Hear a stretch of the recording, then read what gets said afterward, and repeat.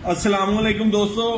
कल दुख्तरे पाकिस्तान कायदे मोहतरम मियाँ मोहम्मद नवाज शरीफ की बेटी उन्होंने जिगर का टुकड़ा मोहतरमा मरियम नवाज शरीफ साहिबा गुजराले तशरीफ लिया रही ने।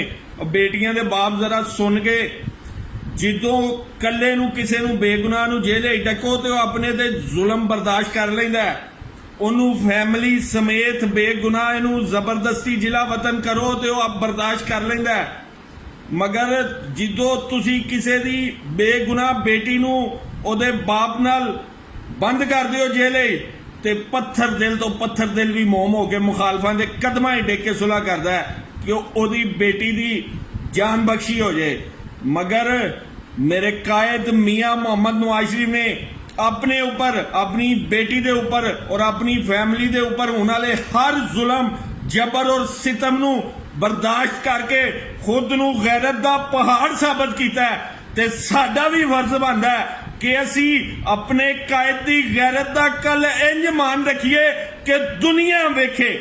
कायदे मोहतरम ने गुजराले का इंतखाब क्यों किया पहले जलसे आसे?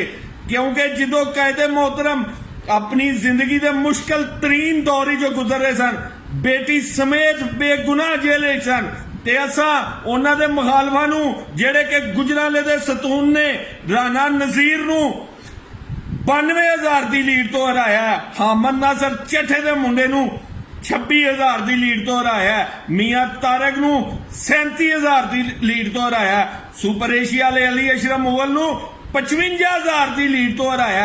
असा कायद के मुश्किल तरीन वक्त भी कायद का इंज साथ दिता है कि कायद ने वो साथ देने के बदले अज इस तहरीक का सब तो पहला जलसा गुजराले रख के सानू मान नाल नवाजिया।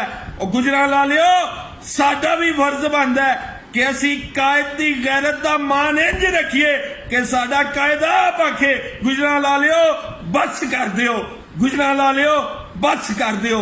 कल निकलो दोस्तों, पोस्टां ला के वोट नू इज्जत नहीं मिल सकती, घर बह के वोट नू इज्जत नहीं मिल सकती। हुण कौम दी बेटी दुख्तरे पाकिस्तान वोट नू इज्जत दिवाने वास्ते निकलन लगी जे। ओदे शाना बशाना कदम नाल कदम मिला के निकलो और कायदे मोहतरम नू दस दिओ कि असीं तुहाडी हर कुर्बानी दा मुल इंज पावांगे कि तुहाडी बेटी नाल वोट नू इज्जत दिवाने वास्ते सिर धड़ दी बाजी ला देंगे इंशाअल्लाह। चौथी बारी फिर शेर।